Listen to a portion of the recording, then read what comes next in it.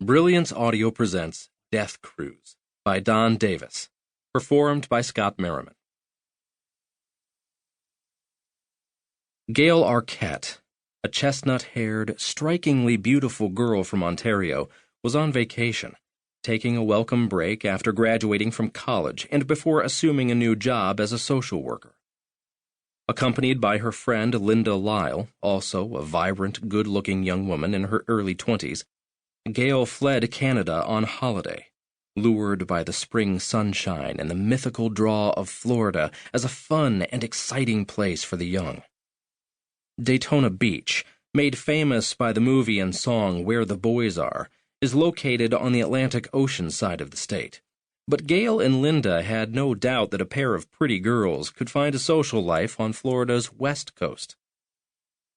If one views Florida as shaped like the open palm of the right hand, then the thumb hanging slightly apart from the mainland, separated by the vastness of Tampa Bay, is Pinellas County. The urban metropolis of Tampa is on the eastern side of the bay, and St. Petersburg is at the lower western side. Along the coast, stretching north from St. Petersburg, is a long, thin line of beach communities flanked by water on both sides and linked to inland Pinellas County by a series of bridges. About halfway up the peninsula are the quaintly named beachfront towns of Treasure Island and Madeira Beach, and it was in a Mad Beach condominium that Gail and Linda settled for their Florida stay. The water came almost to their front door as the Gulf of Mexico stretched open and wide toward the setting sun. Shopping was plentiful, particularly along the quaint shops of the boardwalk. A collection of specialty shops, restaurants, and boat businesses clustered along weathered piers that hang out over the water along 128th Avenue, facing the watery cut between Mad Beach and Treasure Island, known as John's Pass. And cute guys seemed plentiful, whether riding colorful jet skis, loafing about the beachside bars, or soaking up tans on the beach.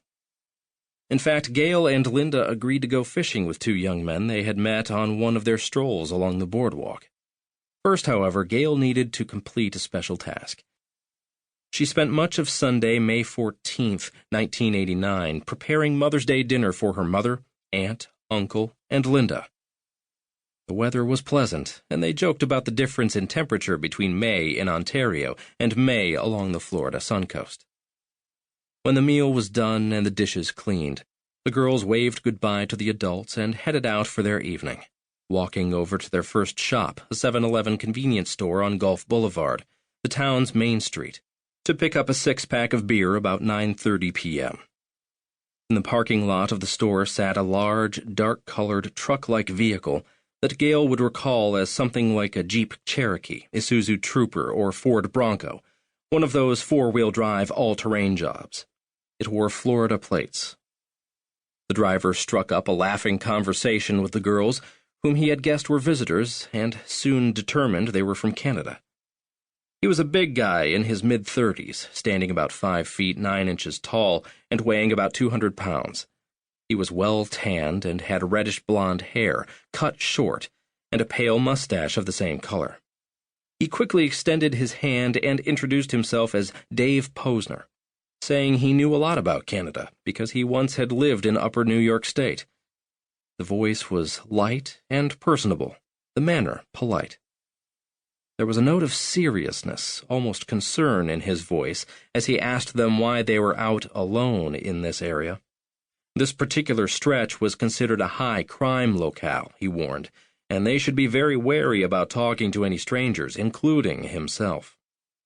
When told they were on their way to meet a couple of guys at Fisherman's Wharf, Dave offered them a ride in his truck. The ride up Gulf Boulevard was brief, but the time seemed to pass even faster because of Dave's steady chatter about the water and the excitement of living in coastal Florida. Arriving at the restaurant, he made a courteous offer, accompanied by a bright smile. Linda got out of the vehicle and walked away, but as Gail was exiting, she mentioned that she was interested in doing some fishing.